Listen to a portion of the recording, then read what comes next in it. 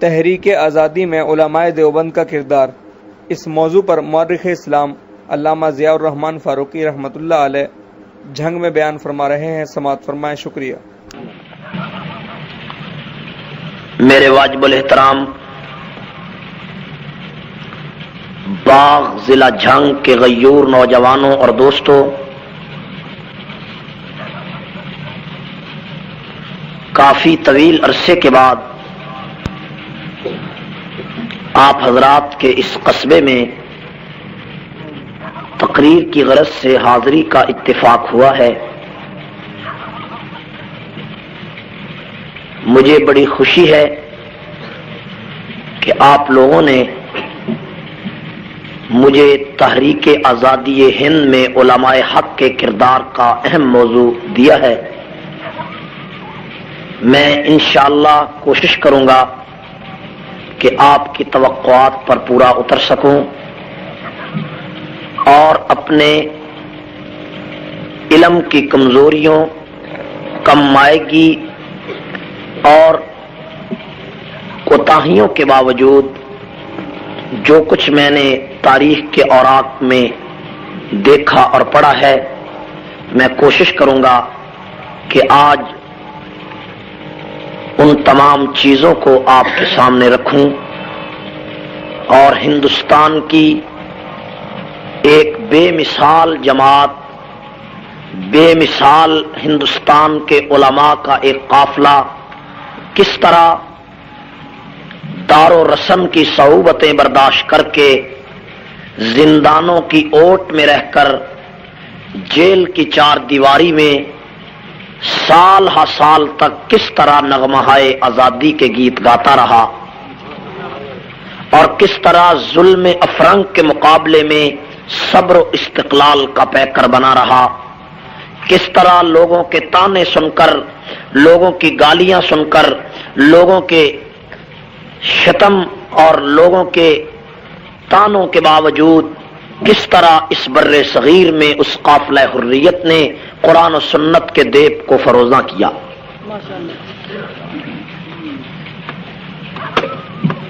اس سارے قافلے کی مختصر داستان انشاءاللہ آپ کے سامنے بیان ہوگی۔ اللہ کے قرآن نے ارشاد فرمایا، ان الذین قالوا ربنا اللہ ثم استقاموا، وہ لوگ جنہوں نے یہ کہہ دیا کہ ہمارا رب ایک اللہ ہے، جنہوں نے یہ کہا کہ ہمارا رب ایک اللہ، یہ کہہ کر ثم استقاموا، پھر اس بات پر اتنے پکے ہو گئے، اتنے پکے ہو گئے کہ ان کی چمڑی ادھڑ گئی لیکن اسی بات پر پکے رہے، ان کو جلتے ہوئے انگاروں پہ ڈال دیا گیا لیکن اسی بات پر پکے رہے، ان کے بچے یتیم کر دیے گئے، ان کی بیویوں کو بیوہ کر دیا گیا، ان کے گھروں کو ختم کر دیا گیا، ان کے سامنے ان کی اولاد کو ذبح کر دیا گیا، لیکن ایک لمحے کے لیے بھی پائے استقلال میں ان کے فرق نہ آیا۔ تتنزل علیہم الملائکہ، جو قافلہ حریت رب اللہ کہہ کے اس بات پر پکا ہو جاتا ہے، اللہ فرماتے ہیں کہ ان پر آسمانوں سے رحمتوں کے فرشتے نازل ہوتے ہیں۔ اللہ تخافوا، یہ باور کرانے کے لیے کہ لا تخافوا ولا تحزنوا، کوئی خوف نہ کرو، کوئی غم نہ کرو، وابشروا بالجنۃ التي كنتم توعدون، دنیا میں ان پر رحمتوں کے فرشتے آتے ہیں اور قیامت کے دن ان کے لیے جنت کے دروازے کھول دیے جاتے ہیں۔ ایک آیت میں اللہ نے فرمایا، والذین جاہدوا فینا لنہدینہم سبلنا، جو ہمارے راستے میں، جو ہمارے دین کے لیے، جو ہمارے قرآن کے لیے کوشش کرتا ہے، اللہ اس کے لیے راستہ بناتا چلا جاتا ہے۔ اور ایک حدیث میں حضور نے فرمایا، لا تزال طائفۃ من امتی ظاہرین علی الحق، قیامت کی صبح تک ایک گروہ دنیا میں حق و انصاف پر قائم رہے گا، لا یضرہم من خالفہم حتی یاتی امر اللہ، ساری دنیا مل کر اس کی مخالفت کرے گی تب بھی اس گروہ کو ختم نہیں کر سکے گی۔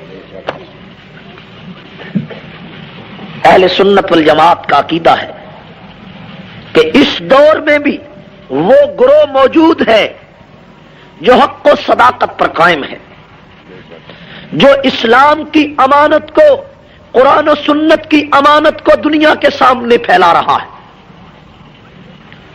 اور قرآن و سنت کے پیغام کو پوری دنیا میں پھیلا رہا ہے۔ وہ گروہ اس وقت بھی موجود ہے، اور ہمارا یہ دعویٰ ہے کہ وہ گروہ اہل سنت والجماعت کے ان علماء سے تعلق رکھتا ہے جن کو علماء دیوبند کی جماعت کہا جاتا ہے۔ آسمانوں کا سورج جس طرح چمکتا ہے، چاند کی رانائی جس طرح ہویدا ہوتی ہے، سورج کی تمازت جس طرح پھیلتی ہے، اور آسمانوں کا سورج جس طرح درخشندہ ہوتا ہے، اس میں کوئی شک نہیں، اسی طرح اس بات میں بھی کوئی شک نہیں کہ حق و صداقت پر قائم ہونے والا یہی گروہ ہے جس کو دیوبند کے علماء کی جماعت کہا جاتا ہے۔ میرے دوستو، حق و صداقت کے لیے ہر دور میں کفر کا مقابلہ ان کے آڑے آیا۔ یہ صرف اسلام کی تاریخ نہیں، بلکہ آپ اسلام سے پہلے دیکھیں کہ ہر دور میں حق و باطل کی آویزش رہی ہے، ہر دور میں حق و باطل کی ٹکر رہی ہے، ہر دور میں حق و باطل کا پیغام دنیا کے سامنے واضح ہوتا رہا ہے، ہر دور میں حق بھی آتا رہا ہے، باطل بھی آتا رہا ہے، باطل دنیا کی شان و شوکت لے کے آتا رہا، اور حق فقر و درویشی کا پیکر بن کے آتا رہا۔ باطل ظاہری سطوت و ثروت لے کے آتا رہا، اور حق فقیری اور درویشی لے کے آتا رہا۔ باطل دنیا کا لاؤ لشکر لے کے آیا، حق خدا کی نصرت کو ساتھ لے کے آیا۔ باطل دنیا کی جاہو حشمت کا پیکر بن کے آیا، اور حق دین کی عظمت کا پیکر بن کے آیا۔ یہ بات آج سے نہیں، آدم سے لے کر آج تک یہ بات دنیا کے سامنے واضح ہے کہ باطل جس شکل میں آیا، حق اسی شکل میں آیا، باطل جس طرح آیا، حق اسی طرح آیا۔ باطل نے جو حربہ استعمال کیا، حق نے اسی طرح آ کر اس کی جڑوں کو کاٹا، اس کی بنیادوں کو کاٹا، اس کے دجل کو کھولا، اس کے کذب کو کھولا، اس کے غرور کو توڑا، اس کی نخوت کو توڑا، اس کے استکبار کو توڑا، اس کے عجب کو توڑا، اور دنیا کے سامنے حق نے ایسی روشنی پھیلائی کہ باطل کے اندھیرے چھٹ گئے، باطل کا غرور ٹوٹ گیا، اور حق کی صدائیں پوری دنیا میں بلند ہوتی رہی۔ ہر دور میں حق و باطل کی آویزش اور ٹکر رہی ہے۔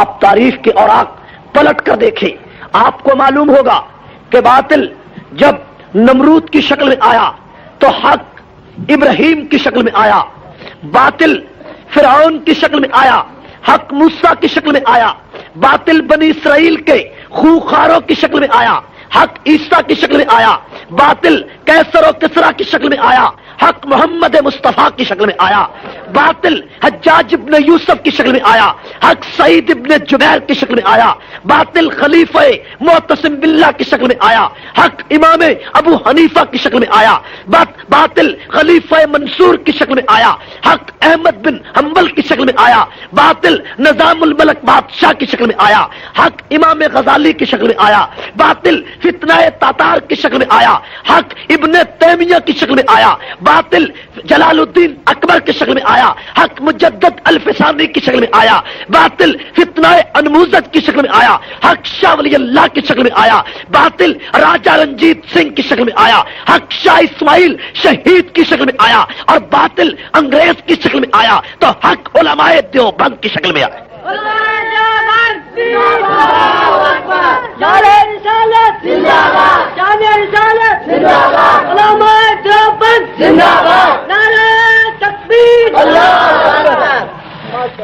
ہر دور میں حق و صداقت کی سزائیں اتنی بلند ہوتی رہی کہ باطل سرنگو ہوتا رہا، اور پھر اس دین کو دنیا میں پھیلانے کے لیے اللہ نے نبیوں کی قربانیاں لی یا نہیں لی؟ انبیاء نے قربانیاں دی یا نہیں؟ اس توحید کے لیے، اس دین کے لیے. آپ دیکھیے ابراہیم علیہ السلام کو آتش نمرود میں گرنا پڑا. اس دین کے لیے حضرت زکریا کو آرے سے چیر دیا گیا. اس دین کے لیے حضرت موسیٰ کو دریائے نیل کی موجوں میں اترنا پڑا. اس دین کے لیے حضرت ایوب علیہ السلام پر آزمائش آئی اور ان کے جسم میں کیڑے پڑ گئے. اس دین کے لیے دنیا نے دیکھا کہ اس دین کے لیے حضرت موسیٰ علیہ السلام کا فرعون سے مقابلہ ہوا. اس دین کے لیے حضرت یونس علیہ السلام کو مچھلی کے پیٹ میں بطور آزمائش کے ڈالا گیا. اس دین کے لیے حضرت عیسیٰ علیہ السلام کو جیل میں جانا پڑا. اس دین کے لیے رسول اللہ صلی اللہ علیہ وسلم کے دندان مبارک شہید ہوئے. اس دین کے لیے بلال کو تپتی ریت پر لٹایا گیا. سمیہ کے ٹکڑے ٹکڑے کر دیے گئے. زنیرہ کی آنکھیں نکال دی گئی. نہدیہ کی چمڑی ادھیڑ دی گئی. لبینہ کے ٹکڑے ٹکڑے کر دیے گئے. اس دین کے لیے احد بدر کے میدان میں 14 صحابہ کی لاشیں تڑپی. احد کے میدان میں 70 صحابہ کی لاشیں تڑپی. احد کے میدان میں حضرت حمزہ کی لاش کے 12 ٹکڑے کر دیے گئے. اس دین کے لیے حضرت خباب ابن ارد کو آگ کے انگاروں پر جلا دیا گیا. اس دین کے لیے خبیب ابن عدی کو مکہ کے چوک میں پھانسی دے دی گئی. اس دین کے لیے زید ابن دسنا کو تنعیم کے درخت کے نیچے تختہ دار پر لٹکا دیا گیا. اس دین کے لیے بیر معونہ پہ 67 صحابہ کو بکریوں کی طرح ذبح کر دیا گیا.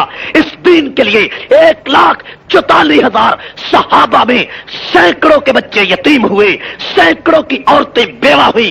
سینکڑوں کے ٹکڑے فضاؤں میں بکھر گئے. لیکن سب کچھ لٹانے کے بعد، سب کچھ مٹانے کے بعد، سب کچھ بخیر دینے کے بعد، سب کچھ پھیلا دینے کے بعد، سب کچھ گم کر دینے کے بعد، چمڑیاں ادھیڑ دینے کے بعد، جسم کے ٹکڑے کرا دینے کے بعد انہوں نے اپنا آپ مٹا دیا. لیکن نہ خدا کے فرمان کو چھوڑا، نہ مصطفیٰ کے فرمان کو چھوڑا.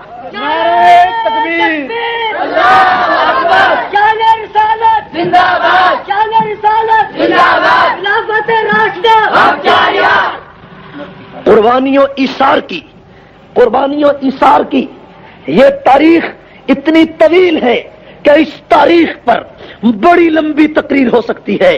میرے دوستو، حضور علیہ السلام کے 23 سالہ دور نبوت میں 256 صحابی شہید ہوئے اور خلافت راشدہ کے 50 سالہ دور میں 27,000 صحابی شہید ہوئے.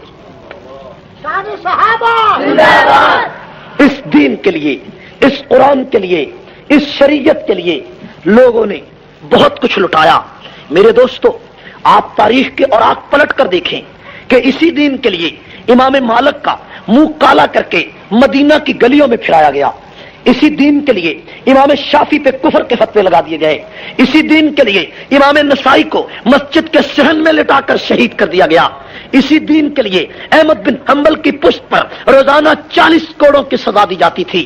اسی دین کے لیے امام ابو حنیفہ کا جنازہ 4 سال کے بعد جب جیل سے اٹھا تو جنازے کو دیکھ کر 90,000 عیسائیوں نے محمد کا کلمہ پڑھ لیا.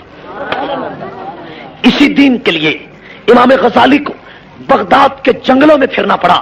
اسی دین کے لیے ابن تیمیہ کا جنازہ دمشق کی جیل سے اٹھا. اسی دین کے لیے امام رازی کو تکلیفیں دی گئیں. اسی دین کے لیے امام بخاری کو دھکے دے دے کر بخارا سے نکال دیا گیا. اسی دین کے لیے عشاء ولی اللہ کے انگوٹھے کاٹ دیے گئے. اسی دین کے لیے مجدد الفسانی کو جہانگیر نے جیل میں ڈال دیا. اسی دین کے لیے اکبر کے دربار میں اور جہانگیر کے دربار میں حق و صداقت کی آواز شیخ احمد سرہندی مجدد الفسانی نے بلند کی. اسی دین کے لیے شاہ عبدالعزیز نے انگریز کے خلاف کفر کا فتویٰ جاری کیا. اسی دین کے لیے شاہ اسماعیل بالا کوٹ کے پہاڑوں پر سوا ہو گیا. اسی دین کے لیے سید احمد شہید کی گردن سجدے کی حالت میں کاٹ دی گئی اور پہاڑوں پر اس کی لاش کے ٹکڑے پکھیر دیے گئے. لیکن اس کے قطرے قطرے سے رنجیت سنگھ کے خلاف بغاوت کی خوشبو آتی تھی. یہ دین کی عظمت ہے، قربانیوں کی تاریخ ہے. قربانی کے بغیر دین نہیں پھیلا کرتا. یہ 1400 سال کی تاریخ کی استقامت و استقلال کی اوراق کو میں نے چند منٹوں میں آپ کے سامنے کھول دیا. ٹھیک ہے یا نہیں؟ آپ کے سامنے تاریخ آئی ہے. اب اسی تاریخ کے آئینے میں آپ بر صغیر کو پرکھیں گے. اسی تاریخ کے آئینے میں ہندوستان کی جماعتوں کو پرکھیں گے، اسی تاریخ کے آئینے میں ہندوستان کے در و دیوار کو پرکھیں گے، ہندوستان کی جماعتوں کو دیکھیں کہ کس جماعت نے پیغمبر کی سنت پہ عمل کیا، کس جماعت نے ابو حنیفہ کی سنت پہ عمل کیا، کون سی جماعت قربانی کے لیے میدان میں آئی، کس جماعت کے لوگوں نے قربانیاں پیش کی، کس جماعت نے اپنے ٹکڑے کرائے، کون سی جماعت دین کے لیے جیلوں میں گئی، کون سی جماعت دین کے لیے تختہ دار پہ لٹکی، کون سی جماعت قرآن کے لیے نبی کے فرمان کے لیے سب کچھ لٹا کر سر پہ کفن باندھ کر میدان میں اتر آئی، اور جس کی استقلال کی تاریخ مکہ مدینے سے ملتی ہے، طائف کی گلیوں سے ملتی ہے، فاران کی چوٹی سے ملتی ہے، احد کے پہاڑوں سے ملتی ہے، بدر کے میدان سے ملتی ہے، خندق کی کھائیوں سے ملتی ہے، صلح حدیبیہ کے سفر سے ملتی ہے، وہی پیغمبر کا وارث ہے، وہی نبی کی سنت کا لمبردار،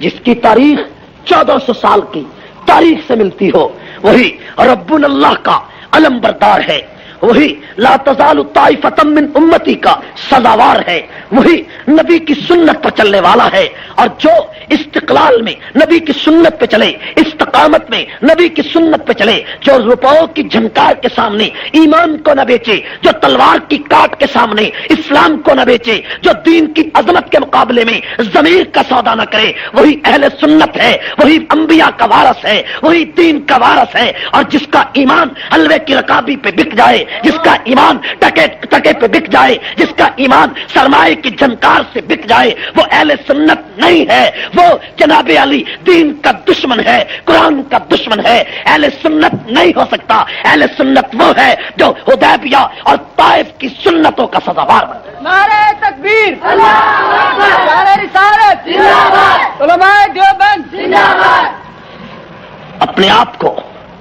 سنی کہنا آسان ہے، اپنے آپ کو مجددی کہنا آسان ہے، اپنے آپ کو نقشبندی کہنا آسان ہے، لیکن کوئی مجدد الفسانی کی طرح ذرا گردن کو اکڑ کر بادشاہ کے سامنے تو لا کر دکھائے، کوئی مجدد الفسانی کی طرح بادشاہ کے غرور کو خاک میں ملا کر تو دکھائے، کوئی شیخ احمد سرہندی کی طرح تختہ دار پہ لٹک کر تو دکھائے، جو زندانوں میں جا کر زنجیروں کو چوم کر تو دکھائے، جو بیڑیوں کی جھنکار میں سر اونچا کر کے چل کے تو دکھائے، اور مجددی اپنے آپ کو کہنا آسان ہے، نہیں، مجددی وہ ہے جو کسی کے سامنے خدا کے سوا گردن نہیں جھکاتا، اس لیے کہ مجدد کے بارے میں علامہ اقبال نے کہا کہ علامہ اقبال شیخ احمد سرہندی مجدد الفسانی کی قبر پر 1932 میں جب گئے تو علامہ اقبال نے شیخ احمد سرہندی کی قبر پر کھڑے ہو کر مجدد الفسانی کو عجیب خراج تحسین پیش کیا۔ علامہ اقبال کہتا ہے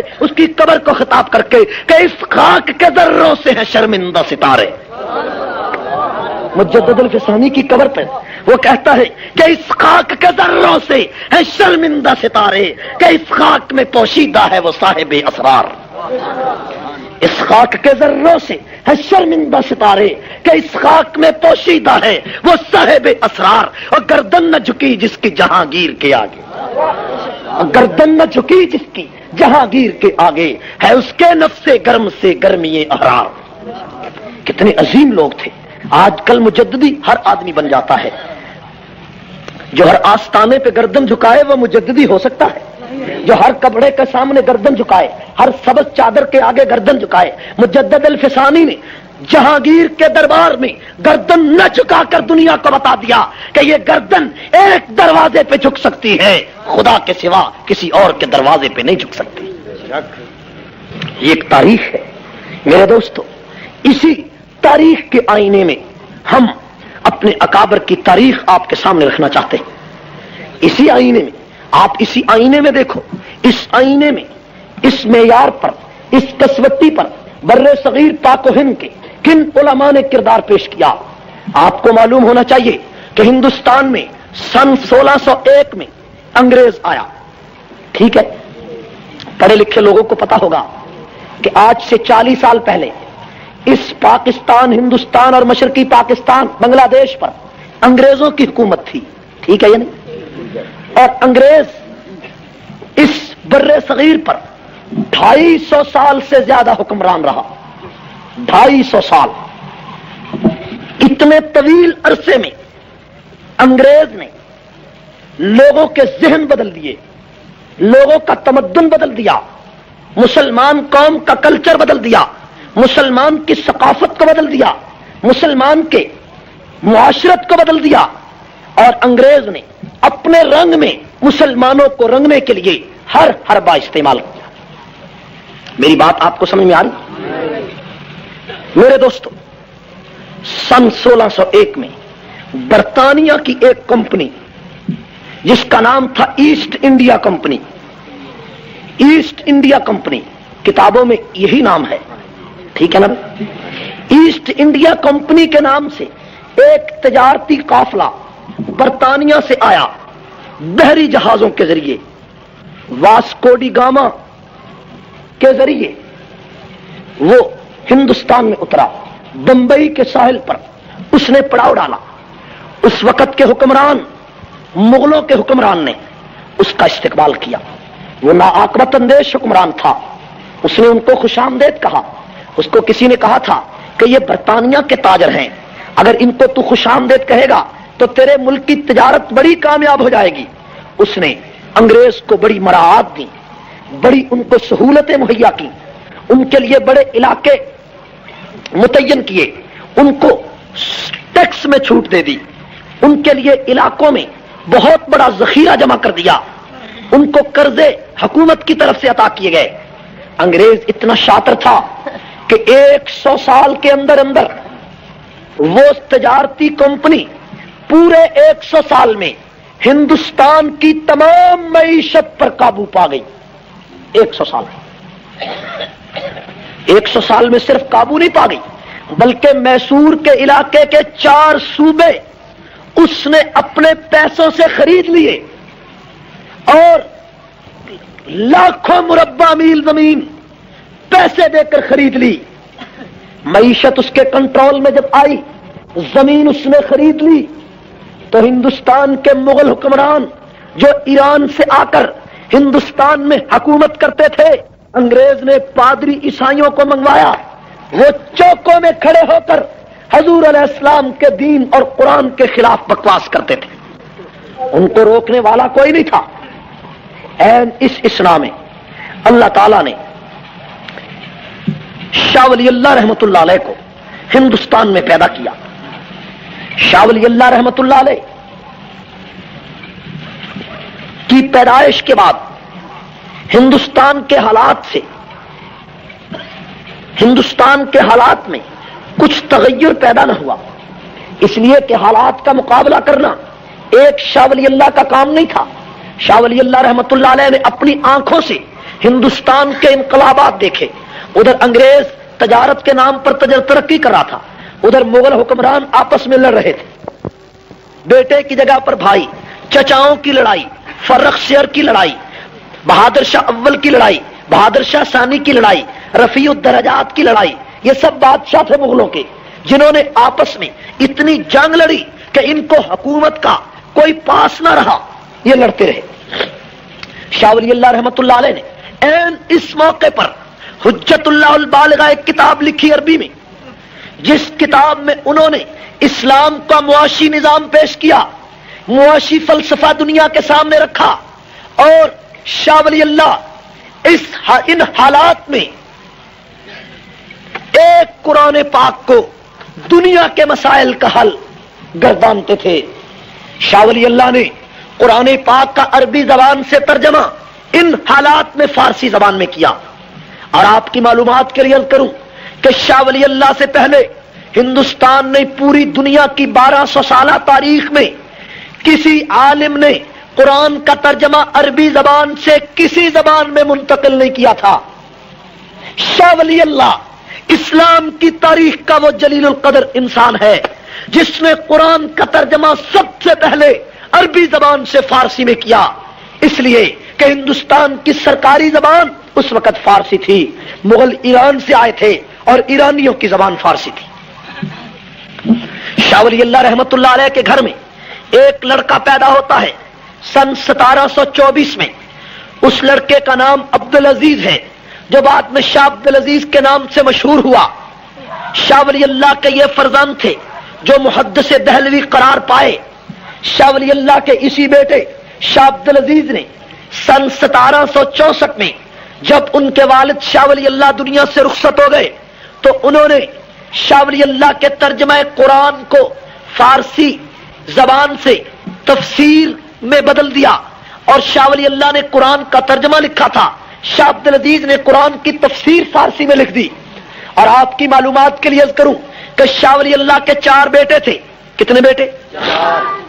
بڑے بیٹے کا نام شاہ عبد العزیز، دوسرے بیٹے کا نام شاہ عبد القادر، تیسرے بیٹے کا نام شاہ رفیع الدین، چوتھے بیٹے کا نام شاہ عبد الغنی۔ یہ چاروں ہی بیٹے قرآن کے مفسر تھے اور حدیث کے محدث تھے۔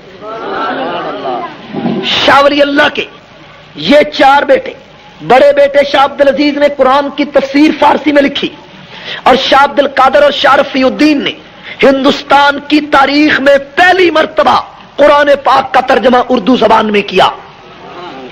اردو زبان میں جتنے دنیا کے تراجم ہیں ان تمام تراجم کی بنیاد شاہ عبد القادر اور شاہ رفیع الدین کا ترجمہ۔ جو ترجمہ اس ترجمے سے نہیں ملے گا وہ ترجمہ قابل قبول نہیں ہوگا۔ ایک ترجمہ اس ترجمے سے نہیں ملتا تھا، اس کو عرب ملک ضبط کر چکے ہیں اور یہ کہہ کر ضبط کر چکے ہیں کہ چونکہ یہ ترجمہ شاہ عبد القادر اور شاہ رفیع الدین کے ترجمے سے نہیں ملتا، اس لیے یہ اس لائق نہیں ہے کہ مسلمان قوم اس کا مطالعہ کرے۔ میرے دوستو، شاہ ولی اللہ کے چوتھے بیٹے کا نام ہے شاہ عبد الغنی۔ شاہ عبد الغنی وہ شاہ ولی اللہ کے بیٹے ہیں کہ جن کے آگے فرزند کا نام شاہ اسماعیل شہید ہے۔ شاہ اسماعیل شہید شاہ ولی اللہ کے حقیقی پوتے ہیں۔ یہ خاندان ہے جس نے انگریز کے خلاف ہندوستان میں سب سے پہلے علم بغاوت بلند کیا کہ شاہ عبد العزیز محدث دہلوی نے سن 1764 کے بعد ہندوستان میں ایک فتویٰ جاری کیا کہ انگریز کی حکومت غیر مسلموں کی حکومت ہے، انگریز کے خلاف جہاد کرنا فرض ہو چکا ہے، اس لیے کہ چوکوں اور گلیوں میں انہوں نے عیسائیت کی تبلیغ شروع کر دی ہے، اس لیے ہر مسلمان پر فرض ہے کہ سر پر کفن باندھ کر انگریز کے مقابلے میں نکل آئے۔ ہندوستان کی تحریک آزادی میں یہ سب سے پہلا فتویٰ تھا۔ جتنی جنگیں بعد میں انگریز کے خلاف لڑی گئی، جتنی تحریکیں انگریز کے خلاف چلی، ان تمام جنگوں اور تحریکوں کی بنیاد یہ شاہ عبد العزیز کا فتویٰ تھا۔ اس کو فتویٰ جہاد کہتے ہیں، شاہ عبد العزیز کا فتویٰ جہاد۔ میرے دوستو، آپ نے دیکھا کہ جب شاہ عبد العزیز نے فتویٰ جاری کیا تو اس فتوے پر سب سے پہلے عمل کرنے والا کون تھا؟ ایک 18 سال کا نوجوان جس کا باپ انگریز کی فوج کا سپاہی تھا۔ اس نے شاہ عبد العزیز کے فتوے کو دیکھا اور پڑھا، وہ حیران رہ گیا، اس کے پاؤں کے نیچے سے زمین نکل گئی کہ 4 صوبوں پر انگریز نے حکومت قائم کر رکھی ہے، چوکوں میں اور گلیوں میں قرآن کے خلاف پادری عیسائیوں کے لیکچر دیتے ہیں۔ یہ اس نوجوان سے رہا نہ گیا۔ اس 18 سال کے نوجوان نے 7,500 فوج تیار کی اور 18 سال کی عمر میں شاہ عبد العزیز کے اس فتوے کی بنیاد پر انگریز کے مقابلے میں اتر آیا۔ اس نوجوان کو تاریخ کی زبان میں فتح علی سلطان ٹیپو کہا جاتا۔ سلطان ٹیپو ہندوستان کی تاریخ کا ایک جلیل القدر ستارہ ہے۔ سلطان ٹیپو کے بارے میں آج آپ اور میں غلط فہمی کا شکار ہیں۔ سلطان ٹیپو کے بارے میں ایک بات ذہن میں رکھیں کہ جو تصویریں آپ اور میں سلطان ٹیپو کی اپنے نصاب کی کتابوں میں دیکھتے ہیں، یہ سلطان ٹیپو کی تصویریں نہیں ہیں۔ سلطان ٹیپو نے ساری زندگی داڑھی پر اس طرح نہیں پھرایا، لیکن آپ نے سلطان کا وہ فوٹو دیکھا جس میں اس کی داڑھی نہیں، ٹھیک ہے یا نہیں؟ وہی فوٹو دیکھا نا۔ سلطان کے دور کی لکھے جانے والی کتاب صحیفہ حیدری اور نشان حیدری، فتوحات حیدری، ان 3 کتابوں کا مطالعہ کرو۔ ان تینوں کتابوں میں لکھا ہے کہ سلطان ٹیپو اپنے دور میں سنت رسول کا پابند تھا۔ مولانا حسین احمد مدنی رحمۃ اللہ علیہ نے مکتوبات میں لکھا کہ سلطان ٹیپو اپنے دور کا قطب تھا، اتنا بڑا ولی تھا کہ اس نے میسور کی جامع مسجد بنائی تو اعلان کیا اس جامع مسجد میں جماعت وہ آدمی کرائے جو صاحب ترتیب ہو۔ علماء جانتے ہیں کہ صاحب ترتیب اس کو کہتے ہیں جس کی 5 نمازیں اکٹھی زندگی میں کبھی قضا نہ ہوئی ہوں۔ سلطان ٹیپو نے کہا اس کی جماعت سب سے پہلے وہ کرائے جو صاحب ترتیب ہو، کوئی مولوی آگے نہ بڑھ سکا۔ تو سلطان ٹیپو خود مسلح پر آیا اور اس نے کہا جب سے میں بالغ ہوا ہوں آج تک میری 5 نمازیں کبھی قضا نہیں ہوئی۔ سلطان ٹیپو اپنے دور کا قطب تھا، اپنے دور کا ابدال تھا۔ سلطان ٹیپو عظیم انسان ہے کہ جس کی قبر پر 1934 میں مولانا ظفر علی خان نے جا کر بڑی عجیب بات کہی۔ سلطان ٹیپو کی قبر پر مولانا ظفر علی خان نے جا کر کہا کہ ہند کو محرم اسرار وفا تو نے کیا۔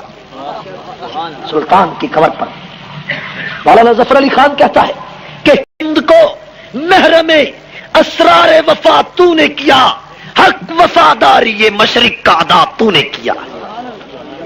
ہند میں آج جو یہ جذبہ بیداری ہے یہ تیرے ہی شعلہ ایثار کی گلکاری ہے۔ سلطان ٹیپو اتنا عظیم انسان تھا کہ اس نے تنہا تنہا انگریز کا مقابلہ کیا۔ این جنگ کے دوران اس کا سپہ سالار میر صادق 950 مربع زمین انگریز سے لے کر سلطان ٹیپو کا ساتھ چھوڑ گیا اور سلطان ٹیپو تنہا تنہا سرنگا پٹم کے قلعے پر لڑتا ہوا اور یہ کہتا ہوا شہید ہو گیا کہ شیر کی 1 دن کی زندگی گیدڑ کی 100 سالہ زندگی سے بہتر ہے۔ سلطان ٹیپو ہندوستان کی تاریخ کا درخشندہ ستارہ۔ یہ پہلی لڑائی تھی جو شاہ عبد العزیز کے فتوے کے بعد لڑی گئی۔ اس کے بعد دوسری لڑائی جنگ پلاسی ہوئی جس کو نواب سراج الدولہ نے انگریز کے مقابلے میں لڑا اور یہ لڑائی کل 22 گھنٹے تک جاری رہی۔ جنگ پلاسی، اس جنگ پلاسی میں سلطان ٹیپو کی طرح نواب سراج الدولہ سے بھی غداری ہوئی اور این لڑائی کے موقع پر 650 مربع زمین کا لالچ لے کر میر جعفر انگریز کی فوجوں سے جا ملا اور نواب سراج الدولہ کی گردن کاٹ دی گئی۔ میرے دوستو، یہ ہندوستان کی تاریخ کے المناک واقعات ہیں۔ انگریز کے خلاف لڑائیوں کے جرم میں حق کو، صداقت کے علم برداروں کو کس طرح جان گسل اور کربناک واقعات سے گزرنا پڑا۔ اس کے بعد ہندوستان کی تاریخ میں ایک عجیب واقعہ پیش آیا۔ یہ تو انگریز کے خلاف لڑائی ہو رہی ہے، شاہ عبد العزیز کا فتویٰ بھی انگریز کے خلاف جاری ہے، لیکن ایک عجیب واقعہ پیش آیا کہ یہ جو پنجاب ہے جہاں پر آج میں اور آپ موجود ہیں، اس پنجاب پر راجہ رنجیت سنگھ کی حکومت تھی۔ راجہ رنجیت سنگھ کی اس پنجاب پر کس سن میں؟ سن 1824 میں راجہ رنجیت سنگھ کی حکومت تھی اور اس وقت پنجاب سعدکاباد اوباڑوں سے لے کر پشاور تک پھیلا ہوا تھا۔ یہ صوبہ سرحد بھی پنجاب میں شامل تھا۔ میرے دوستو، بڑی عجیب بات ہے کہ شاہ عبد العزیز محدث دہلوی کے ایک شاگرد جن کا نام تھا سید احمد بریلوی، کیا نام تھا؟ ہندوستان میں بریلی نام کے 2 شہر ہیں، ایک رائے بریلی، ایک الٹے بانس بریلی۔ ٹھیک ہے، رائے بریلی سے سید احمد بریلوی پیدا ہوئے اور الٹے بانس بریلی سے ایک الٹے حضرت صاحب پیدا ہوئے جس کی تفصیل بیان کرنے کی ضرورت نہیں ہے۔ ٹھیک ہے، رائے بریلی سے سید احمد بریلوی پیدا ہوا۔ یہ مولانا ابو الحسن ندوی جو اس وقت مفکر اسلام ہیں، سید احمد شہید کی یہ اولاد میں سے، اور اس وقت بھی رائے بریلی میں ان کا گھر ہے۔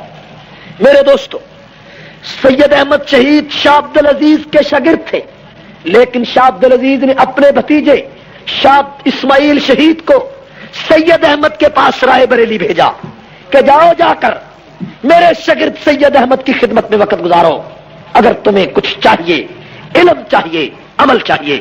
شاہ اسماعیل شہید نے آ کر سید احمد کے ہاتھ پر بیعت کی اور رائے بریلی میں سید احمد کے پاس رہنے لگے.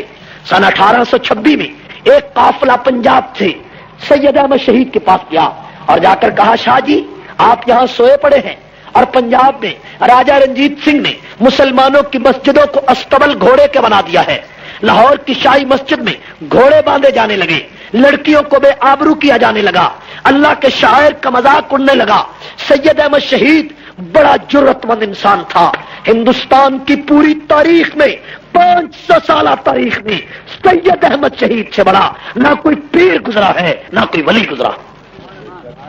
آپ حیران ہوں گے, میں ان کے مکتوبات میں, ان کی حالات زندگی میں نے جب یہ واقعات پڑھے تو میری حیرت کی انتہا نہ رہی کہ سید احمد شہید ہندوستان کا اتنا بڑا ولی تھا کہ جس کے ہاتھ پر 3.5 لاکھ سکھوں نے محمد کا کلمہ پڑھا تھا. سید پر 40 لاکھ شرابیوں اور زانیوں نے توبہ کی تھی.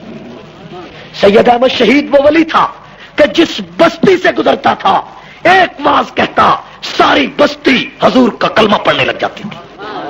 اتنا بڑا ولی تھا. اس کے چہرے کو لوگ دیکھتے, اس کی صحبت میں بیٹھتے, اس کے طریقوں کو دیکھتے, انسان ورطہ حیرت میں ڈوب جاتا. آخر شاہ اسماعیل شہید جیسا انسان ایسے تو نہیں ان کا مرید ہو گیا. شاہ اسماعیل وہ عظیم انسان ہے کہ جس کے سینے میں پیغمبر کی 30,000 حدیثیں یاد تھی. 30,000 حدیثوں کا حافظ تھا شاہ اسماعیل شہید, جس نے 87 کتابیں لکھی, جس نے ہندوؤں کی وہ رسمیں جو مسلمان قوم میں آ گئی ہیں ان کی جڑوں کو کاٹا, شرک کی بنیادوں کو کاٹا, بدعات کی بنیادوں کو کاٹا, رسم و رواج کی بنیادوں کو کاٹا.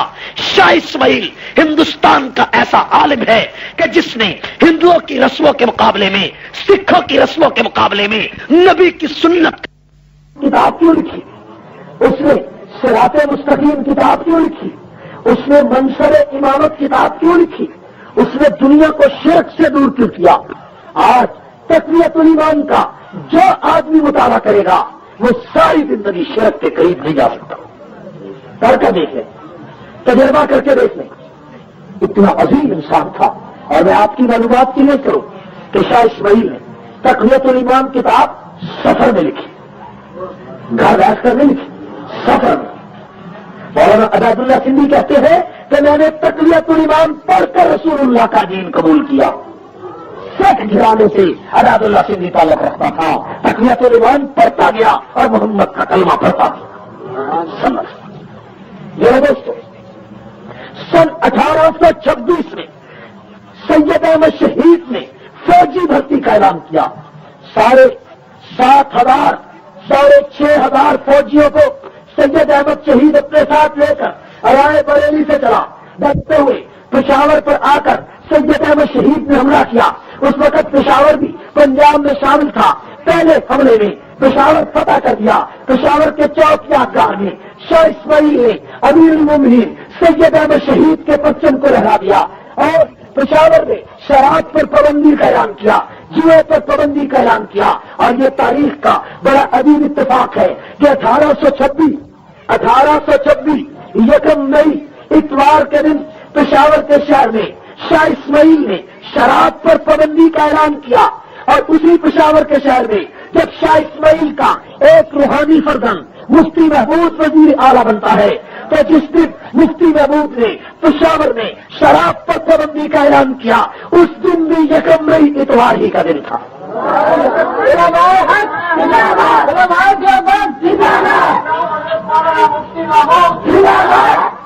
کتنا عجیب اتفاق ہے کہ شاہ اسماعیل شہید 1826 1 مئی اتوار کے دن پشاور میں شراب پر, جوئے پر, سٹے پر, قمار بازی پر پابندی کا اعلان کرتا ہے. اسی پشاور میں مفتی محمود 1972 میں جب چیف منسٹر بنتا ہے تو سب سے پہلے شراب پر پابندی لگاتا ہے, جوئے پر پابندی لگاتا ہے. اس دن بھی 1 مئی اتوار کا دن آتا. یہ عجیب تاریخ کا اتفاق ہے. میرے دوستو, پشاور کے شہر شاہ اسماعیل شہید اور سید احمد شہید 6 مہینے قیام کرتے اور اس کے بعد اکوڑا خطر, 4 سدا, اتمان دئی, شمکیاری, یہ بڑے بڑے سارے علاقے شاہ اسماعیل اور سید احمد کی فوجوں نے فتح کر لی۔ اس وقت یہ قافلہ ہزارہ کے قریب گری حبیب اللہ کے پاس پہنچا تو راجا رنجیت سنگھ کا ایک قاصد سید احمد کے پاس آیا کہ جتنا علاقہ تم نے فتح کر لیا اس پر تمہاری حکومت، تم آگے نہ بڑھو۔ سید احمد شہید نے فرمایا جو چلے جاؤ، میں اقتدار کی ہوس کے لیے نہیں آیا، میں رنجیت سنگھ کے ظلم کا خاتمہ کرنے آیا ہوں۔ جب تک اس کا ظلم پنجاب کے مسلمانوں پر اور مسجدوں پر جاری ہے، سید احمد گردن کٹا سکتا ہے، ایک قدم بھی پیچھے نہیں ہٹ سکتا۔ بالآخر سید احمد شہید اور شاہ اسماعیل شہید آگے بڑھتے گئے۔ جس علاقے کو فتح کرتے 4 مہینے 6 مہینے 3 مہینے اس علاقے میں قیام کرتے۔ بالآخر یہ قافلہ 1831 2 مئی کو بالا کوٹ کی پہاڑیوں پر پہنچا۔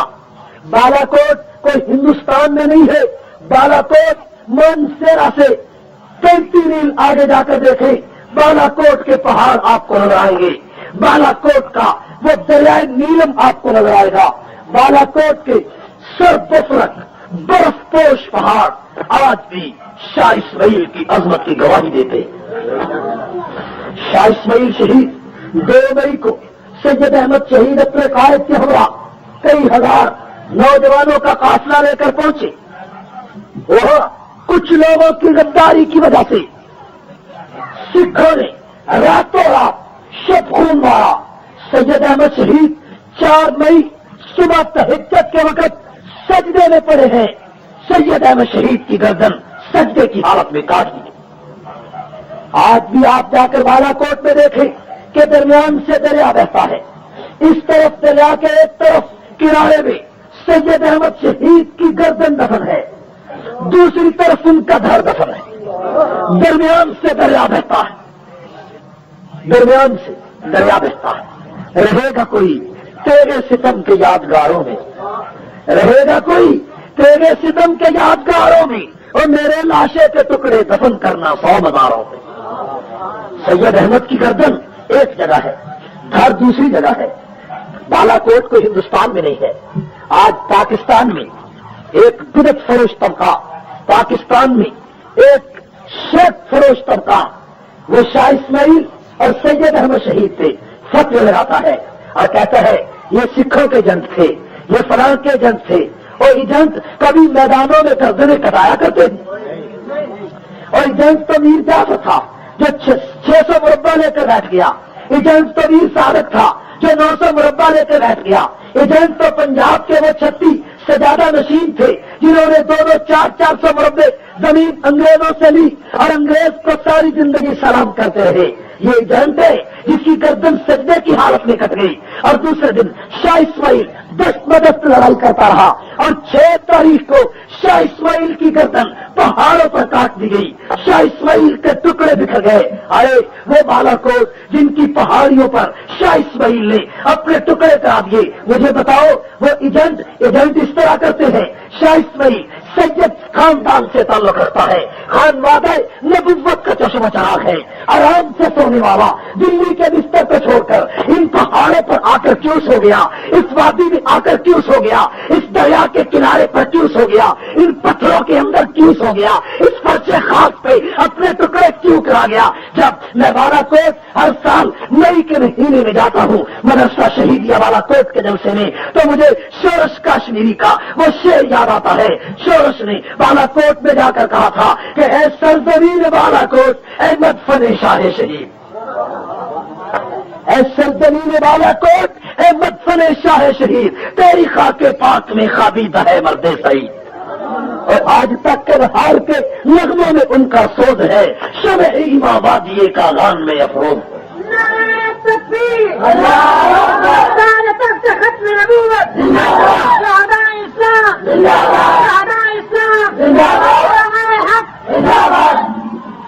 شورش نے آخر میں بڑی عجیب بات کہی کہ شہیدوں نے بالا کوٹ کا دیرینہ یہ ہم پر قرض ہے، شہیدان بالا کوٹ کا دیرینہ یہ ہم پر قرض ہے کہ شرک کی عمارت کو ڈھانا ہمارا فرض ہے، شرک کی عمارت کو ڈھانا ہمارا فرض ہے۔ یہ قافلہ حریت کا قافلہ تھا۔ شاہ اسماعیل 450 رفقا کے ساتھ اس پہاڑ پر جمع کر دیے گئے۔ بالاکوٹ کے شہر میں سید احمد شہید کی گردن دفن ہے، لیکن بالاکوٹ سے 1 کلومیٹر کے فاصلے پر ایک پہاڑ ہے، اس پہاڑ کی چڑھائی آپ چڑھیں حیران ہوں گے، ارد گرد آسمانوں پر پہنچنے والے فرقبوس پہاڑ ہیں، اور اس پہاڑ کی چوٹی پر 450 شہداء کی قبریں، وہ دلی کے شہداء، وہ دلی کے سید خاندان کے شہداء۔ اوپر لکھا ہے آخری آرام گاہ مولوی محمد اسماعیل دہلوی۔ خدا کی قسم انسان حیران ہوتا ہے کہ یہ لوگ وہاں سے چل کر یہاں کیوں آئے، اور ایجنٹ تو مربے لیتے ہیں، ایجنٹ تو گھوڑوں کے خرخرے ملتا ہے، ایجنٹ تو سڑک کے لقب لیتے ہیں، ایجنٹ تو شمس العلماء کے لقب لیتے ہیں، ایجنٹ تو کاسا گدائی لے کر کھڑے رہتے ہیں، ایجنٹ تو دستے تکفر پھیلاتے ہیں، ایجنٹ تو سجدے کرتے ہیں، ایجنٹ تو معافیاں مانگتے ہیں، ایجنٹ تو تعویذ لکھتے ہیں، ایجنٹ تو سجدے کرتے ہیں۔ یہ ایجنٹ ہے جو پہاڑوں پہ گردن کٹا گیا، بچوں کو یتیم کر گیا۔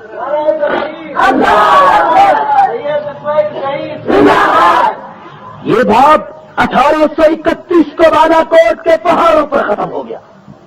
میں آج دعوے سے کہنا چاہتا ہوں، میں نے کئی جلسوں میں کہا کہ پاکستان کے قیام کی بنیاد شاہ اسماعیل شہید نے رکھی۔ اگر شاہ اسماعیل پنجاب سے سید احمد شہید پنجاب سے راجا رنجیت سنگھ کے خلاف اعلان جہاد نہ کرتا تو آج بھی لاہور اور اس پنجاب پر راجا رنجیت سنگھ کے حواریوں کی حکومت ہوتی۔ شاہ اسماعیل نے سکھوں کے خلاف جہاد کر کے پنجاب کو سکھوں سے پاک کر کے پاکستان کا حصہ بنا دیا۔ ایک علیحدہ خطہ سید احمد شہید کی نظر میں تھا کہ ایک علیحدہ خطہ بن جائے۔ اس خطے کی حفاظت کے لیے سید احمد شہید آیا۔ پاکستان کا فلسفہ، علیحدہ ریاست کا فلسفہ، سکھوں سے نجات کا فلسفہ صرف شاہ اسماعیل شہید اور سید احمد شہید نے بر صغیر میں پیش کیا۔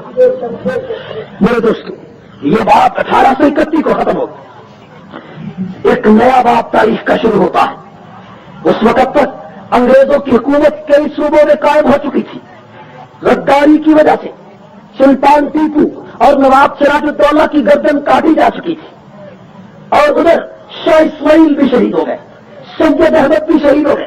مولانا غلام رسول مہر اب سید احمد شہید اپنی کتاب میں لکھتے ہیں کہ سید احمد شہید نے کئی خطوں میں لکھا تھا کہ ہمیں سکھوں سے فارغ ہو لینے دو، ہم انگریز کے خلاف بھی اعلان جہاد کریں، لیکن وہ پہاڑوں پر شہید ہو گئے بالاکوٹ میں۔ لیکن سید احمد شہید کے قافلے سے کچھ لوگ بچ گئے، جن میں مولانا جعفر تھانیسری، مولانا ولایت علی، مولانا مملوک علی، مولانا یحییٰ علی، یہ علماء کا ایک قافلہ تھا، اور حاجی امداد اللہ مہاجر مکی رحمۃ اللہ علیہ۔ حاجی امداد اللہ مہاجر مکی سید احمد شہید کے مرید ہیں، یہ سید احمد شہید کے قافلے سے تعلق رکھنے والے ہیں۔ حاجی امداد اللہ مہاجر مکی رحمۃ اللہ علیہ نے شاملی کے محاذ پر آ کر 1856 میں انگریز کے خلاف اعلان جہاد کا منصوبہ بنایا، اور دلی کے علاقے میں حاجی امداد اللہ مہاجر مکی کی قیادت میں ہندوستان کے تمام مکاتب فکر کے علماء کا ایک اجتماع ہوا 7 دسمبر 1856 کو۔ اور میری بات کو سمجھ نہیں آ رہی، کوئی بال پلے کہہ رہی ہے کہ میں ہوا کے میرے ماری جان رہی، ٹھیک ہے، کوئی ساودھانی سمجھ آ رہی۔ 7 دسمبر 1856 کو ایک اجلاس ہوا حاجی امداد اللہ مہاجر مکی کی قیادت۔ اس اجلاس میں علماء سعادت پور، علماء لدھیانہ، علماء فرنگی محل، علماء ننوتا، علماء تھانہ بھون، سب علماء شریک ہوئے۔ اس اجلاس میں بڑے بڑے جید علماء آئے۔ اس اجلاس میں فیصلہ تھا کہ یا تو ہم ہندوستان چھوڑ جائیں، ہجرت کر جائیں، یا انگریز کے مقابلے میں لڑیں یہاں تک کہ انگریز نکل جائے، یا ہم شہید ہو جائیں۔ اب اللہ کا یہ مفہوم ہے، سمجھے نہیں بات؟ رب اللہ کا یہ مفہوم ہے کہ دین کے لیے ٹکنا، دین کے لیے مٹنا، دین کے لیے رکنا، یہی سب سے بڑی عظمت ہوتی ہے۔ اس میٹنگ میں ایک آدمی نے کہہ دیا کہ ہماری تعداد بڑی تھوڑی ہے، ہماری تعداد، مولانا قاسم نانوتوی نے اٹھ کر کھڑے ہو کر کہا کہ کیا ہماری تعداد غازیان بدر سے بھی کم ہے؟ بس اتنی بات تھی، اتنی بات کہ مجمع میں آگ لگ گئی۔ انہوں نے کہا انگریز کے خلاف جنگ آزادی لڑیں گے، فیصلہ ہو گیا۔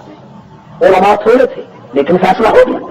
چنانچہ 1857 4 مارچ کو ایک علماء کا دستہ امبالہ کے محاذ پر انگریز کے خلاف نبرد آزما ہوا اور دوسرا دستہ شاملی کے محاذ پر انگریز کے مقابلے میں اترا۔ یہ لڑائی 22 دن تک جاری رہی، منجنیقیں چلی، گولے چلے، تیر چلے، اسلحہ چلا۔ حافظ محمد دامن شہید ہو گئے، مولانا قاسم نانوتوی کے ساتھی۔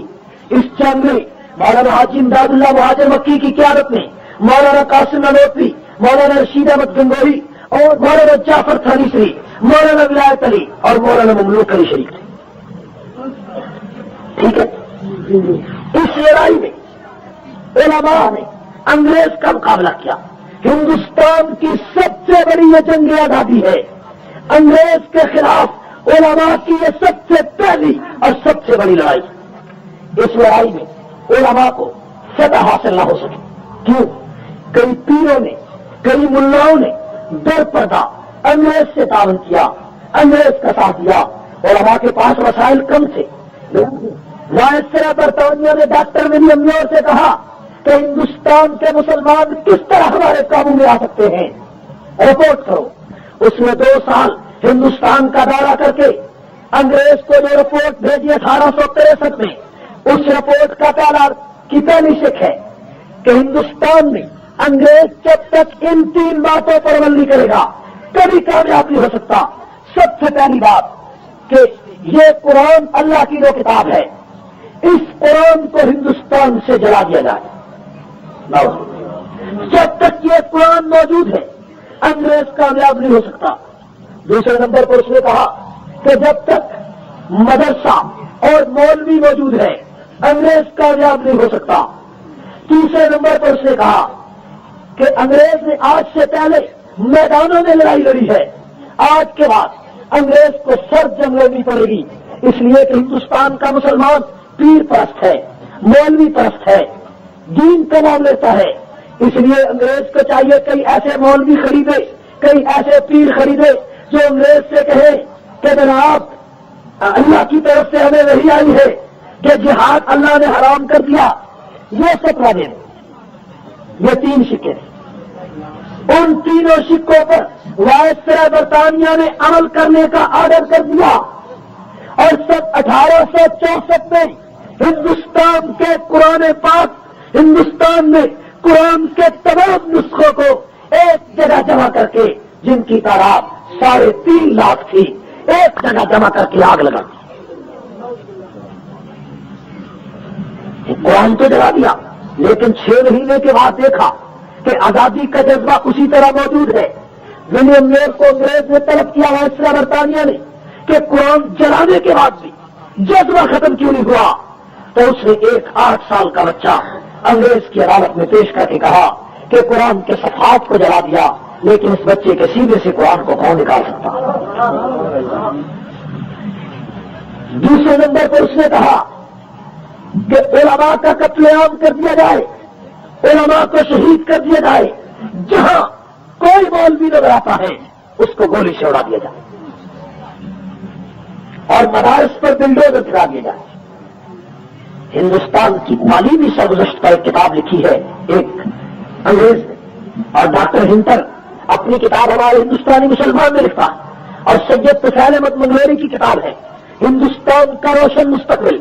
اس کتاب میں طفیل احمد منگلیری لکھتا ہے کہ انگریز جب ہندوستان میں آیا تھا تو صرف دلی کے ایک شہر میں 1000 دینی مدرسہ تھا، ایک شہر میں۔ لیکن جب انگریز نے آرڈر دیا مدارس کے شہید کرنے کا، تو 1 مہینے کے اندر دلی سے مدارس کا صفایا ہو، شاہ ولی اللہ کے مدرسہ رحیمیہ کی اینٹ سے اینٹ بجا دی گئی، مدرسے برابر کر دیے گئے، علماء کا قتل عام شروع ہو گیا۔ مسٹر ٹامسن اپنی انگریزی کی ایک کتاب میں لکھتا ہے کہ 1864 سے لے کر 1866 تک ہندوستان کی تاریخ کے یہ 2-3 المناک سال ہیں کہ ان سالوں میں انگریز نے علماء کو جس طرح برا کیا اس کی مثال ہندوستان کی تاریخ پیش نہیں کر سکتے۔ وہ کہتا ہے کہ دلی کے چاندنی چوک سے لے کر خیبر تک کئی 100 میل کے ایریے میں کوئی درخت ایسا نہیں تھا جس درخت پر علماء کی گردنیں لگ رکھی۔ 14,000 علماء کو درختوں کے اوپر لٹکا دیا گیا، سوروں کی کھالوں میں بند کر کے جلتے ہوئے تنوروں میں علماء کو ڈال دیا گیا، علماء کے جسموں کو تانبے سے داغا گیا، علماء کو ہاتھیوں کے اوپر کھڑا کر کے ان کی گردنوں کو درختوں سے باندھ کر نیچے سے ہاتھیوں کو چلا دیا گیا۔ لاہور کی شاہی مسجد کے شہر میں ایک انگریز نے پھانسی کا پھندا لگایا تھا اور ایک ایک دن میں 80 علماء کو شاہی مسجد کے شہر میں پھانسی دی جاتی ہے۔ مسٹر ٹامسن اپنی انگریزی کی کتاب میں لکھتا ہے کہ دلی میں اپنے خیمے میں تھا تو مجھے خون کی بدبو آئی، خون کی بدبو۔ میں پیچھے گیا تو کیا دیکھتا ہوں کہ آگ کے انگارے پک رہے ہیں اور ان انگاروں کے اوپر 40 علماء کے کپڑے اتار کر ان کو انگاروں کے اوپر ڈالا گیا اور میرے سامنے 40 اور علماء کو لایا گیا۔ انگریز کہتا ہے مولویوں ایک دفعہ کہہ دو کہ 1857 کی جنگ آزادی میں ہم شریک نہیں تھے، ابھی چھوڑ دیتے ہیں۔ ٹامسن کہتا ہے مجھے پیدا کرنے والے کی قسم ہے کہ پہلے 40 علماء بھی آگ پر پک گئے اور دوسرے 40 علماء بھی آگ پر پک گئے، ایک بھی عالم ایسا نہ تھا جس نے انگریز کے سامنے گردن جھکائی ہے۔ یہ حرف تمنا سے زباں کی دوریاں، سختیاں، دشواریاں، پابندیاں، مجبوریاں، یاد ایام جفا آخر بلائے تو بلائیں کس طرح، اور دل فرنگی سے لگائیں تو لگائیں کس طرح۔ مولانا جعفر تھانیسی کو امبالہ سے گرفتار کر کے ہاتھوں میں کڑیاں، پاؤں میں بیڑیاں ڈال کر امبالہ سے کوٹ لکھپت سے لاہور تک پیدل لایا گیا۔ جب لاہور پہنچے تو ان کے جسم سے لہو رہتا تھا۔ ان تینوں علماء کو انگریز سپرنٹینڈنٹ جیل میں کہا ان کے گلے میں لوہے کے توق ڈال دو، لوہے کے توق ڈال دیے۔ مولانا تھانیسی تاریخ کالا پانی میں لکھتے ہیں کہ ہمارے جسموں سے لہو نکلتا تھا لیکن انگریز کو ترس نہیں آیا۔ تینوں علماء کے لیے انگریز نے 3 لوہے کے پنجرے تیار کیے اور ان تینوں پنجروں میں تینوں علماء کو ڈالا گیا۔ ان پنجروں کے اندر ارد گرد لوہے کی چوچدار سلاخیں تھیں، ہم ان پنجروں میں بیٹھ نہیں سکتے تھے، آسرا نہیں لگا سکتے تھے۔ تینوں پنجروں کو مال گاڑی کے ایک ڈبے میں رکھا اور انگریز نے حکم دیا کہ ان تینوں مولویوں کو ملتان کی ڈسٹرکٹ جیل میں لے جا کر پھانسی دے دی جائے۔ ان تینوں پنجروں کے ڈبوں کو پنجروں کو ہمیں مال گاڑی کے ڈبے میں وہ پنجرے رکھ دیے گئے۔ وہ مال گاڑی لاہور سے ملتان تک 2.5 مہینے میں پہنچی، دھوپ کی گرمی۔ یہ کوئی معمولی بات ہے؟ وہ لوارث تھے علماء، ان کا کوئی وارث نہیں تھا، ان کی قربانیوں کی کوئی قدر نہیں۔ آج 14 اگست آتا ہے تو جناب انگریز کے ٹاؤٹ سروں اور بہادروں کو خراج تحسین پیش کرتے ہو۔ بتاؤ یہ ہزاروں علماء اتنے یتیم تھے، اتنے لوارث تھے کہ آج ان کا نام بھی نہ ریڈیو ٹی وی پہ تو لیتا ہے نہ اخبارات میں لیتا ہے۔ جو انگریز کا ٹاؤٹ ہے اس کو سلام کرتے ہو، جس نے انگریز کی آنکھ ڈال کر صفر استبداد کا مقابلہ کر کے رب اللہ کے پرچم کو بلند کیا، اس کا نام نہیں لیتے، اس لیے کہ آج کا حکمران انگریز کا خود کاشتہ پودا حکمران ہے۔ آج کے اقتدار پر آج کا بیوروکریٹ، آج کی نوکرشاہی انگریز کے تمدن کے علمبردار ہے۔ ان کو آزادی کے مجرموں سے اسی طرح دشمنی ہے جس طرح انگریز کو ان سے دشمنی ہے۔ نعرہ تکبیر، اللہ اکبر، نعرہ بھارت زندہ باد، علماء حق زندہ باد، شیر پاکستان علامہ امجاد رحمان فاروقی زندہ باد۔ یہ لوگ اتنے لوارث تھے اور جن کو چولہے کی بھٹیوں میں ڈال کر جلا دیا ہوا اور جن کو دیواروں کے نیچے لٹا کر اوپر عمارتیں کھڑی کر دی اور جن کو سولیوں پر لٹکا دیا گیا اور جن کو چلتے ہوئے تنوروں میں ڈال دیا گیا۔ مسٹر ٹامسن کہتا ہے کہ میرے سامنے ایک جید عالم سفید داڑھی والا شیخ الحدیث کوئی ہوگا، اس کو لایا گیا اور انگریز نے اپنی لیڈی نیب کو کہا کہ میں تجھے تماشا دکھاؤں. ہائے اس لیڈی کو سامنے بٹھایا اور اس جید عالم کو توپ کے منہ کے آگے باندھ دیا اور ایک لمحے میں جب توپ کا بٹن دبایا گیا تو پوری فضا میں اس عالم کا ذرہ ذرہ بکھر گیا. لیکن وہ اس کو ترس نہیں آتا. مولانا جعفر تھانیسری اور مولانا یحییٰ علی اور مولانا ولایت علی کو جو ملتان اسٹیشن پر گاڑی سے اتارا گیا، ان کی آنکھوں پر پٹیاں باندھ دی گئی، ان کے ہاتھوں کو باندھ دیا گیا اور ان کو جیبیانہ لباس پہنا کر اسٹیشن سے جیل میں لایا گیا. جیل پہنچے تو ان کو کالے ورنٹ دے دیے گئے اور کہا گیا کہ مولوی جعفر تمہیں صبح کو پھانسی کے تختے پر لٹکا دیا جائے گا.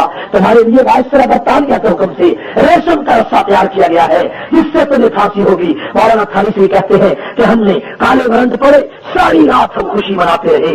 صبح کو گورا افسر آیا، اس نے کہا ہماری CID کہتی ہے کہ تم بڑے خوش تھے، تمہیں پتا نہیں چلا، تمہاری رہائی نہیں ہوگی، تمہیں پھانسی ہوگی. مولوی جعفر نے تھانیسری نے کہا اسی لیے خوشی مناتے ہیں. اس نے کہا تم موت سے نہیں ڈرتے. مولانا تھانیسری نے کہا ہم اس لیے نہیں ڈرتے، ہم بڑے گناہگار لوگ ہیں، ہم سمجھتے تھے بستر پر موت آئے گی، پتہ نہیں نجات ہوگی کہ نہیں، لیکن جب سے کالے ورنٹ ملے ہم نے کہا ادھر ہم تختہ دار پہ پہنچیں گے، سیدھے پیغمبر کے پاس حوض کوثر پہ پہنچ جائیں.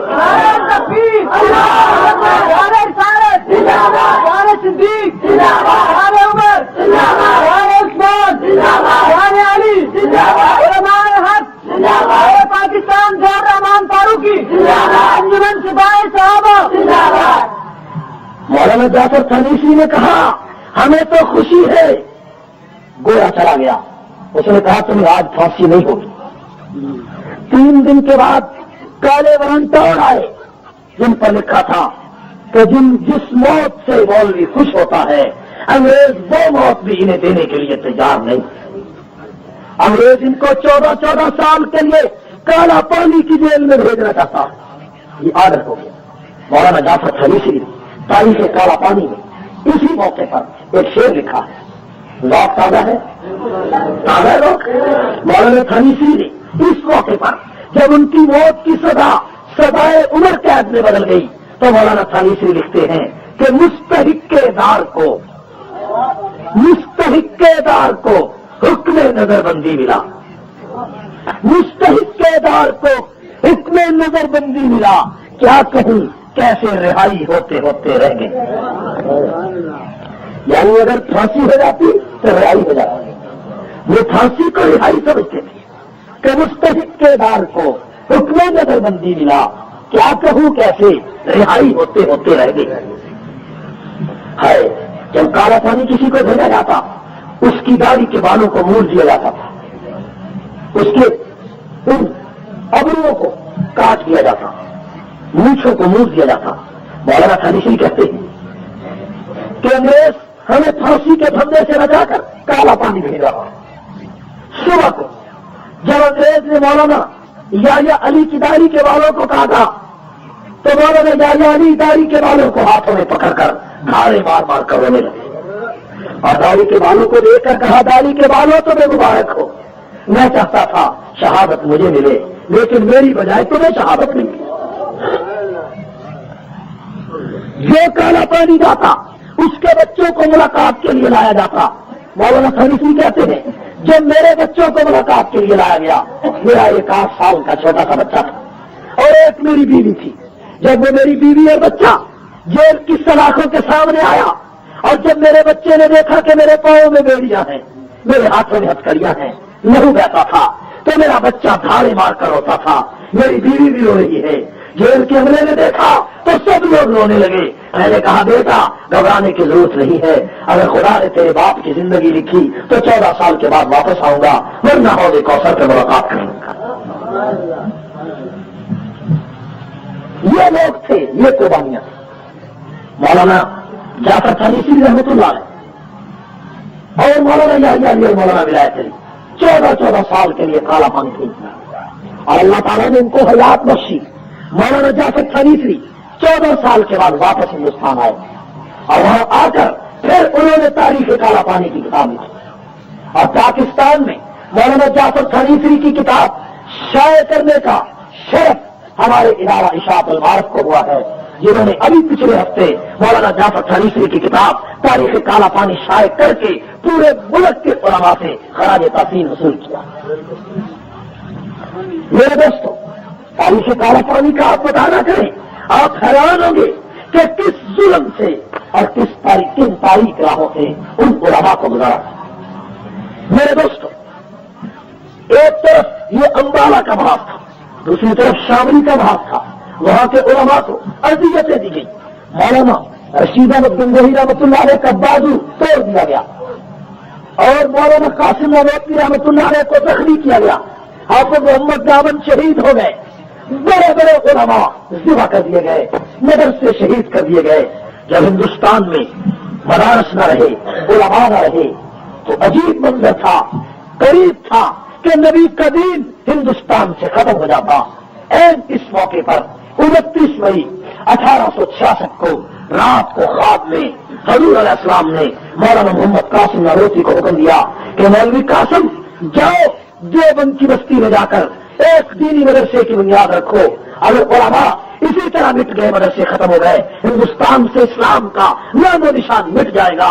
چنانچہ 30 مئی 15 محرم الحرام 1866 کو مولانا محمد قاسم نانوتوی دیوبند کی بستی میں آئے اور انار کے درخت کے نیچے ایک دینی مدرسے کی بنیاد رکھی، اور وہ مدرسہ جو 1866 میں ایک انار کے درخت کے نیچے شروع ہوا تھا، آج 100 سال کے بعد اس مدرسے کے جب آداب و شمار دنیا کے سامنے آئے تو دنیا کو پتا چلا کہ 80,000 علماء اس مدرسے سے فارغ ہو کر آج پوری دنیا میں اللہ کا قرآن اور نبی کا فرمان پہنچا رہے ہیں۔ نعرہ تکبیر، تاج علوم دیوبند زندہ باد، تاج علوم دیوبند زندہ باد، حضرت مولانا قاسم نانوتوی زندہ باد۔ دارالعلوم دیوبند کوئی فرقہ وارانہ مدرسہ نہیں تھا اور نہ فرقہ وارانہ مدرسہ ہے۔ میں پڑھے لکھے لوگوں کی معلومات کے لیے عرض کرنا چاہتا ہوں کہ دارالعلوم دیوبند کا بانی مولانا قاسم نانوتوی ہے۔ مولانا قاسم نانوتوی مولانا مملوک علی کے شاگرد ہیں اور مولانا مملوک علی کے ایک دوسرے شاگرد ہیں سر سید احمد خان۔ ایک استاد کے 2 شاگرد ہیں، سر سید احمد نے علی گڑھ کی یونیورسٹی بنائی اور قاسم نانوتوی نے دیوبند کا مدرسہ بنایا۔ علی گڑھ یونیورسٹی نے ٹھیک ہے کلرک پیدا کیے ہوں گے، سر پیدا کیے ہوں گے، بہادر کا لقب لینے والے پیدا کیے ہوں گے، ٹائی لگانے والے پیدا کیے ہوں گے، پتلون والے پیدا کیے ہوں گے، کھڑے ہو کر پیشاب کرنے والے پیدا کیے ہوں گے، ہیٹ لگانے والے پیدا کیے ہوں گے، انگریز کے گھوڑوں کے خرخرے بننے والے پیدا کیے ہوں گے، اور جناب علی بیوروکریٹس انگریزی خان پیدا کیے ہوں گے، لیکن ہندوستان میں دین کے وارث دیوبند نے پیدا کیے، مجاہد دیوبند نے پیدا کیے، مفکر دیوبند نے پیدا کیے، سپہ سالار دیوبند نے پیدا کیے، عالم دیوبند نے پیدا کیے، شیخ الحدیث دیوبند نے پیدا کیے، زندانوں کی اوٹ میں آزادی کے گیت گانے والے دیوبند نے پیدا کیے، برطانیہ سے ٹکرانے والے مجاہد دیوبند نے پیدا کیے، غلام احمد قادیانی کی جھوٹی نبوت کے تار توڑ بکھیرنے والے دیوبند نے پیدا کیے، رفت کا جنازہ پڑھانے والے دیوبند نے پیدا کیے، بدعات کی جڑوں کو کاٹنے والے دیوبند نے پیدا کیے، شرک کے ایوانوں کو ڈھانے والے دیوبند نے پیدا کیے، ظالم حکمرانوں سے آنکھیں چار کرنے والے دیوبند نے پیدا کیے۔ نعرہ تکبیر، اللہ دیوبند زندہ باد، سید زندہ باد، نازیت زندہ باد، نازیت زندہ باد۔ میرے دوستو، اسی وجہ سے شورش کاشمیری مولانا قاسم نانوتوی کے بارے میں بڑی عجیب بات کہتا ہے۔ شورش نے مولانا نانوتوی کے بارے میں کہا کہ شافع کون و مکا کی راہ دکھلاتا رہا، اور وقت آ گئے یہ تو گھر سمجھ ہوتی ہے کہ میں شیر سنانا، ورنہ میں کا چار ہی کوئی نہیں، ٹھیک ہے نا بھائی؟ تو سنم بکمل ہو کے بیٹھو، جاگتے ہو کہ پہنچ گئے ہو، ٹھیک ہے؟ ایک مسیطے میں تقریر کرنے لگا تو اتنے تھوڑی جی دیر تو بعد دیکھا مسیطے بندہ ہی کوئی نہیں، میں آخیا بابا تیرے تو علاوہ تے عاشق کوئی نہیں. بابے نے آخیا جی میں عاشق کتوں, میں تو سپیکر والا. تصا خدا کا نام منو, سپیکر کی جان چڈو تو میں بھی جاوا تو سمجھا اے سپیکر والے تو نہیں بیٹھے. تو گل پلے پی رہی ہے, سمجھ نہیں آ رہی. اس پٹھان کا اشارہ میں پٹھان واقعہ والے بڑے لانا ہے, نعرہ بڑا لگاتے تھے, کوئی بات بھی سمجھ نہیں آئی. اس نے کہا سمجھ میں مجھ کچھ نہیں آتا تھا, تمہارا جوش کرتا تھا, ہمارا نعرہ لگاتا تھا. کوئی بات نہیں پلے گئے. یہ پٹھان قوم نہیں بڑی عجیب ہے, ٹھیک ہے نا بھائی, عجیب ہے نا قوم. جس کے پیچھے پڑتے جان نہیں چھوڑ. وہ قاضی ثانیہ مشرف آبادی رحمۃ اللہ علیہ فرمایا کرتے تھے کہ پٹھان پلیٹ فارم پر کھڑا ہے, گاڑی چل پڑی, بھاگ کر چلنے لگا تو گارڈ نے پکڑ لیا. اس نے کہا ہاں صاحب چلتی گاڑی پر چلنا منع ہے. اس کے بعد گارڈ کا ڈبہ آیا, گارڈ چلنے لگا تو پٹھان نے پکڑ لیا. اس نے کہا چلتی گاڑی پر چلنا منع ہے. دونوں رہ گئے. اس نے کہا دونوں گاڑی کھڑی ہو گئی تو پھر دونوں کھڑی گاڑی پر جا کر کوئی گل سمجھ بھی آ رہی ہے کہ کوئی. مولانا قاسم نانوتوی رحمۃ اللہ رانا پاتا نے جانتے ہیں, بڑی لمبی نیند جاگے. رانا نواز بھی بادشاہ بنتا ہے, یہ بھی بڑے دنوں بعد جاگیا ہے, ٹھیک ہے نا بھائی. شیرش نے کہا شافع کون و مکان کی راہ دکھلاتا رہا. مولانا قاسم نانوتوی کے بارے شافع کون و مکان کی راہ دکھلاتا رہا اور گمراہ نے شرک کو توحید سکھلاتا رہا, اور پرچم اسلام ابر درخشاں کے روپ میں بت قدوں کی چار دیواری پہ لہراتا رہا. اور مولانا رشید احمد گنگوہی کے بارے میں کہا کہ اس زمین پر عصر حاضر کا فقیہ بے مثال سنت خیر الورا کے زمزمے گاتا رہا. اور شیخ الہند کے بارے میں شورش کہتا ہے کہ گردش دورہ کی سنگینی سے ٹکراتا رہا, گردش دورہ کی سنگینی سے ٹکراتا رہا اور مالٹا میں نغمے مہر و وفا گاتا رہا.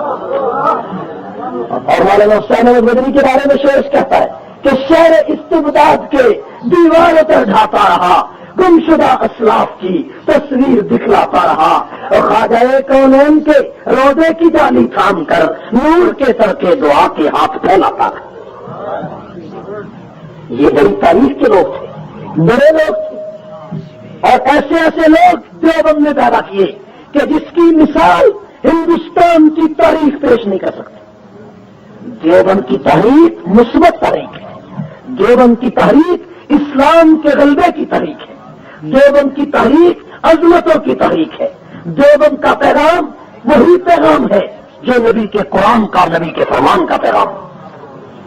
اور ہمیں فخر ہے کہ دارالعلوم دیوبند کا شجرہ نسب, علم کا شجرہ, ولایت کا شجرہ مدینے کے تاجدار تک پہنچتا ہے.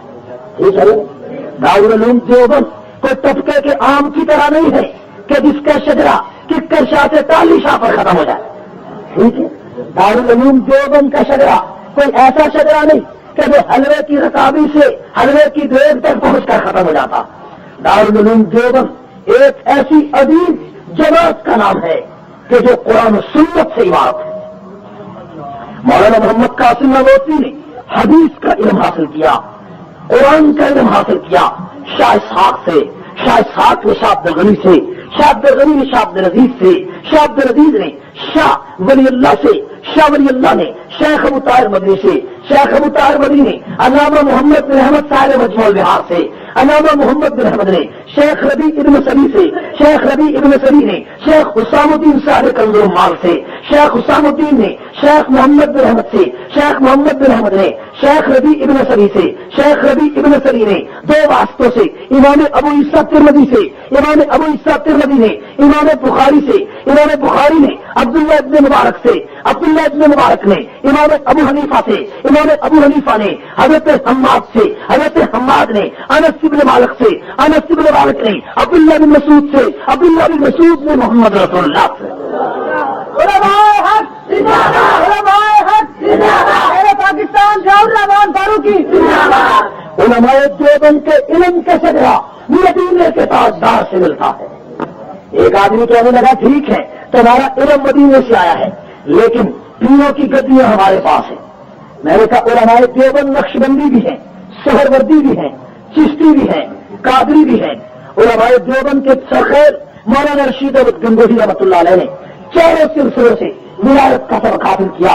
حاجی امداد اللہ مہاجر مکی سے، حاجی امداد اللہ نے میاں جنور محمد سے، میاں جنور محمد نے شیخ عبد الباری سے، شیخ عبد الباری نے شیخ عبد الہادی سے، شیخ عبد الہادی نے شیخ عبدالدین سے، شیخ عبدالدین نے شیخ جلال الدین فنیسی سے، شیخ جلال الدین فنیسی نے خواجہ عبدالحق رودری سے، خواجہ عبدالحق رودری نے شیخ عبدالقدوس کنگوئی سے، شیخ عبدالقدوس کنگوئی نے شیخ جلال الدین فنیسی، شیخ نظام الدین اولیاء سے، شیخ نظام الدین اولیاء نے خواجہ علاؤدین صابر کلیری سے، خواجہ علاؤدین صابر کلیری نے بابا فرید الدین گن شکر سے، بابا فرید الدین گن شکر نے خواجہ قطب الدین مودود چشتی سے، خواجہ قطب الدین مودود چشتی نے خواجہ سید علی اجمیری سے، خواجہ سید علی اجمیری نے خواجہ معین الدین چشتی اجمیری سے، خواجہ معین الدین چشتی اجمیری نے خواجہ محمد بن عارف سے، خواجہ محمد بن عارف نے سلطان ابن عدارہ سے، سلطان ابن عدارہ نے خواجہ فضیل ابن ایاز سے، خواجہ فضیل ابن ایاز نے خواجہ فضیل ابن ایاز نے حضرت حسن بصری سے، حضرت حسن بصری نے حضرت علی المرتضیٰ سے، اور حضرت علی المرتضیٰ نے محمد رسول اللہ. علماء دیوبند کا علم بھی مدینے سے آیا ہے، علماء دیوبند کی ولایت بھی مدینے سے آئی. جس کا علم بھی مدینے والا علم ہو، جس کی ولایت بھی مدینے والی ولایت ہو، اہل سنت اسی کو کہتے ہیں. اہل سنت والجماعت کا یہی معنی ہے. ٹھیک ہے نا؟ اور دارالعلوم دیوبند نے ایسے ایسے مجاہد پیدا کیے، شیخ الہند پیدا کیا. یہ تاریخ کا بڑا عجیب و غریب باب ہے جو شیخ الہند سے شروع ہوتا ہے. یہ انشاءاللہ اگلی تقریر میں انشاءاللہ کبھی ذکر کروں گا. جھنگ میں 2 اپریل میں نے تاریخ دے رکھی ہے، وہاں بھی اسی موضوع پر جلسہ ہے. یہاں سے اس کے بعد آگے تقریر 2 اپریل کو انشاءاللہ ہوگی. ایک بات دین رکھیں، ٹھیک ہے؟ سب کے نام ایک بات دین رکھیں میرے دوستو. شیخ الہند مولانا محمود الحسن سب کو رحمت اللہ، انہوں نے ایسے ایسے مجاہد پیدا کیے کہ ریاست علی ظفر بجنوری کو یہ بات کہنی پڑی. اور جو ہے ایسے ایسے مجاہد پیدا کیے کہ یہ بات ریاست علی ظفر بجنوری کو کہنی پڑی کہ اس وادی گل کا ہر ذرہ، اس وادی گل کا ہر ذرہ خورشید جہاں کہلایا. اس بزم جنوں کے دیوانے ہر رات سے پہنچے جذبہ تک، اے عام ہمارے افسانے دیوار چمن سے زندہ تک. سوار سوارا ہے ہم نے اس ملک کے گیسوئے برہم کو، یہ اہل جنوں بتلائیں گے کیا ہم نے دیا ہے عالم کو. یہ تاریخ ہے میرے دوستو. امن سپاہ صحابہ پاکستان میں علماء دیوبند کی انہی عظمتوں کی امین ہے جو صحابہ کے تقدس کو پاکستان کے کونے کونے میں پھیلانے کے لیے جدوجہد کر رہی. ٹھیک ہے؟ میں نوجوانوں سے کہوں گا کہ انجمن سپاہ صحابہ میں شریک ہو، اس پرچم کے نیچے آئے. یہ بہت بڑی دینی دعوت ہے. اور یہ جو آج کی تقریریں ہیں کیسٹوں میں، یہ ندیم میوزک سینٹر کے افضل صاحب یہاں موجود ہیں. یہ آپ کو شفاخانہ